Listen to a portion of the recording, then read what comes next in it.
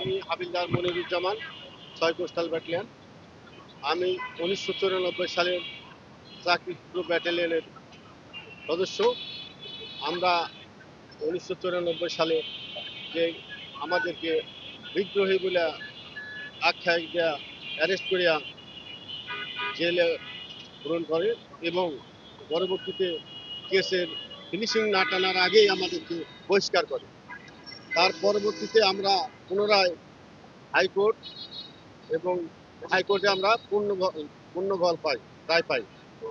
পরে আমরা যোগদান করতে যাই, তারা আমাদেরকে যোগদান দেয়নি। পরবর্তীতে তারা আপিল করলো, সেখানে আমরা রায় পাইছি। ঢাকা সুপ্রিম কোর্টের আপিল বিভাগের রায় আমরা পেয়েছি, সব রায়টা আমরাই পেয়েছি, কিন্তু এ পর্যন্ত আমাদের কোনো যোগদানের কোনো খবর করে নাই। রায় পাওয়ার পর আপনাদের কেন যোগদানের যে রায়ের যে কপি হাতে পান নাই? তাদেরকে দেওয়া হয়েছে, আপনার আনসার অধিদপ্তরের এই রায়ের কপি কি পাঠিয়েছেন? পাঠাইছি, আমরা পাঠাইছি এবং অফিস থেকেও গেছে। তারা কোনো জব দেয় না এবং আমরা সেখানে গেলে তারা আমাদের কথা, কাগজপাতি নাই, কথা নেই, কিন্তু কোনো কার্যক্রম করে না। এ পর্যন্তও করে নাই। তারপরেও আমরা আন্দোলন করেছি, তারপরেও করে নাই। এইবার আমরা আসছি, এই যে অবস্থান ধর্মঘট, আমার অনশন ডাক দিয়েছি আমরা। এই অবস্থানে আমরা যা করার দরকার আমরা করবো। আপনারা কতজন মোট আছেন এখানে? ২৪৯৬ জন আমরা টোটালে।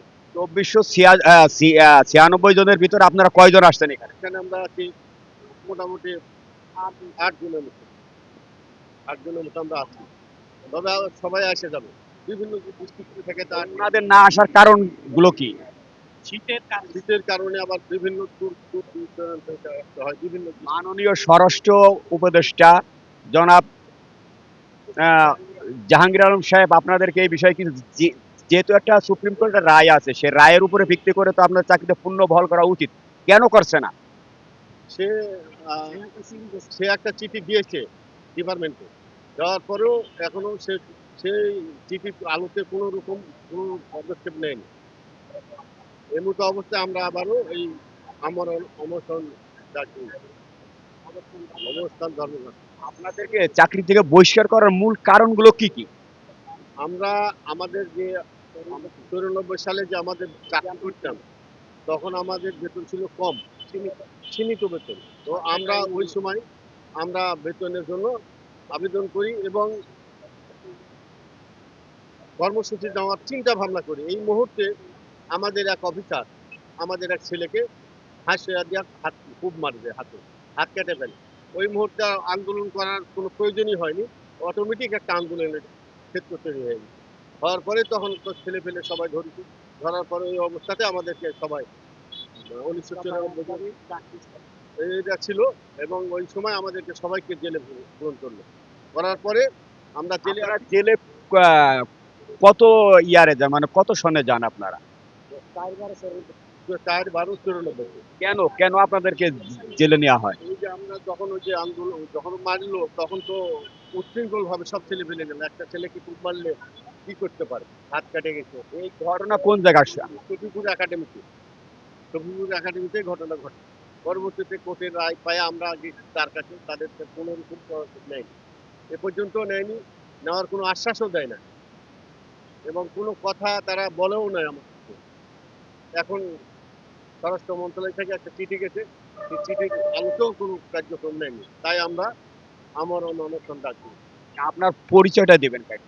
আমি হাবিলদার মনিরুজ্জামান, ৬ কোস্টাল ব্যাটালিয়ন।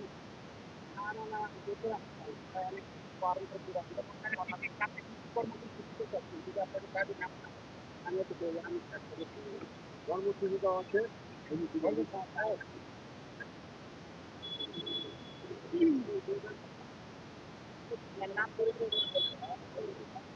হ্যাঁ, আমি মোহাম্মদ লাস নায়েক রুহুল আমিন। আমি ৭৯ সালে বাংলাদেশের জিয়া রহমান ৭৬-এ এই বাহিনী গঠন করে। এই বাহিনীতে যোগ দিলে আমি ৭৯ সালে আমি ট্রেনিং শেষ হয়ে যায়। আমি ৮০ সালে সেনাবাহিনীর সাথে থার্ড বেঙ্গলের সাথে আলীকদম বান্দরবন ডিউটি করি, কিন্তু আমাদের বেতন ছিল ৪৫০০ টাকা। আমাদের 60 টাকা ঈদ বোনাস দিত। দুঃখের বিষয় একটা একটা মুসির 60 টাকা ঈদ বোনাস পায়, একজন কর্মচারী যদি 60 টাকা ঈদ বোনাস দেয়। আমরা ধীরে ধীরে করে 94 সালে এই স্বরাষ্ট্র সচিব আজিমউদ্দিন সাহেব বলছে যে তোমাদের বেতন ভাতা বেড়ে গেছে। কই, আমাদের বেতন ভাতা বাড়ে নাই। আমরা তখন আমাদের ডিপার্টমেন্টের মহাপরিচালকের সাহেবের কাছে আমরা সবিপুর একাডেমিতে বইসা উনি বললে যে দরবার হবে। উনি দরবারে নাই সাই, ওনার কর্মকর্তা আমাদের এক সেবাই রেখে কোপ দিয়া আহত করে। তারপর আমাদের আন্দোলন বেগমন হয়। তখন আমরা বলেছিলাম আমাদের 7 দফা দাবি আমাদের মানতে হবে। 7 দফার মধ্যে হয়েছে আমাদের চিকিৎসার সুযোগ নাই, আমাদের ফ্যামিলি কোয়ার্টার নাই, আমাদের চাকরি স্থায়ী নাই, আমাদের যে বেতন ভাতা এতে আমাদের চলে না, আমাদের ফ্যামিলি এতে চলে না।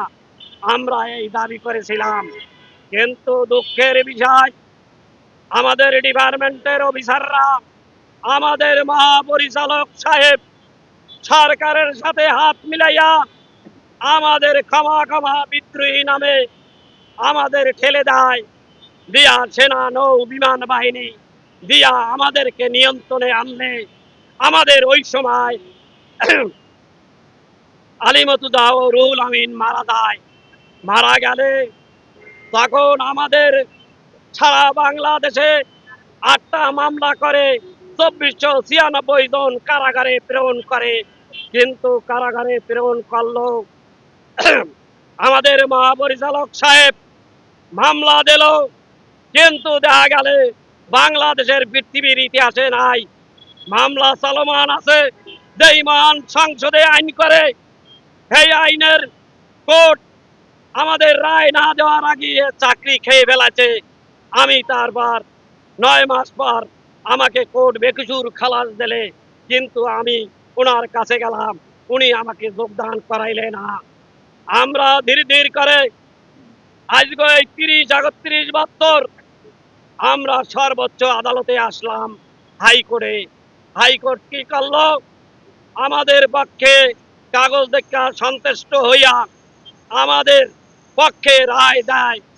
2017 সালে রায় দিলে ওই রায়তে বলা আছে যাদের বয়স আছে সে চাকরিতে যোগদান করবে, যার বয়স নাই সে তাকে পেনশন সুযোগ সুবিধা দিবে। এই বলে আমাদের হাইকোর্ট যে 4 মাসের মধ্যে তাদের যোগদান করাও। কিন্তু আমাদের মহাপরিচালক সাহেব কি করলো, আমাদের যোগদান না করাইয়া সে উচ্চ আদালতে ধীরে ধীরে করে চলে গেল। উচ্চ আদালতে উনি আপিল করলো, উচ্চ আদালত উনি 2022 সালে হেরে গেল, আমাদের পক্ষে রায় দিল। কিন্তু বাংলাদেশের এই সংবিধানের তৈরি হয় এই বিচার বিভাগ, এই সংসদ থেকে এই হাইকোর্ট, সুপ্রিম কোর্ট, এই সুপ্রিম কোর্ট রায় দিচ্ছে বাংলাদেশের শেষ কোর্ট।